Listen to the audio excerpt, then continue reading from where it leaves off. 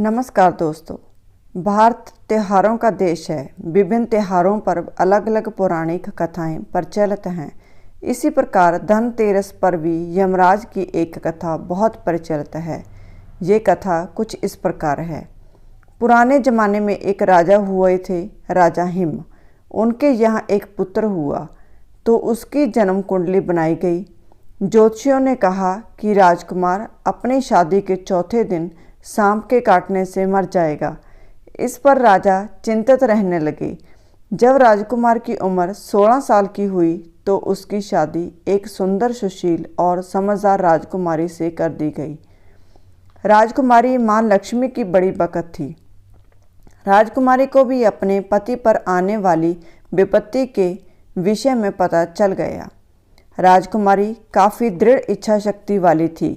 उसने चौथे दिन का इंतज़ार पूरी तैयारी के साथ किया। जिस रास्ते से सांप के आने की आशंका थी वहाँ सोने चांदी के सिक्के और हीरे जवाहरत आदि बिछा दिए गए।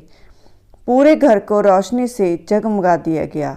कोई भी कोना खाली नहीं छोड़ा गया, यानी सांप के आने के लिए कमरे में कोई रास्ता अंधेरा नहीं छोड़ा गया। इतना ही नहीं, राजकुमारी ने अपने पति को जगाए रखने के लिए उसे पहले कहानी सुनाई और फिर गीत गाने लगी। इसी दौरान जब सांप रूप धारण करके कमरे में प्रवेश करने की कोशिश की तो रोशनी की वजह से उनकी आंखें चुंधिया गई। इस कारण सांप दूसरा रास्ता खोजने लगा और रेंगते हुए उस जगह पहुंच गया यहाँ सोने तथा चांदी के सिक्के रखे हुए थे। डसने का मौका न मिलता देख विषधार भी नहीं कुंडली लगाकर बैठ गया, सुनने लगा। इसी बीच सूर्य देव ने दस्तक दी, यानी सुबह हो गई। यम देवता वापस आ चुके थे। इस तरह राजकुमारी ने अपने पति को मौत के पंजे से पहुंचने से पहले ही छुड़ा लिया।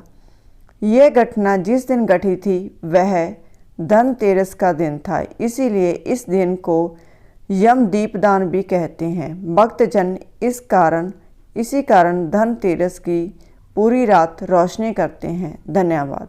अगर आपको ये कहानी अच्छी लगी हो तो हमारे चैनल को सब्सक्राइब और लाइक ज़रूर कीजिए।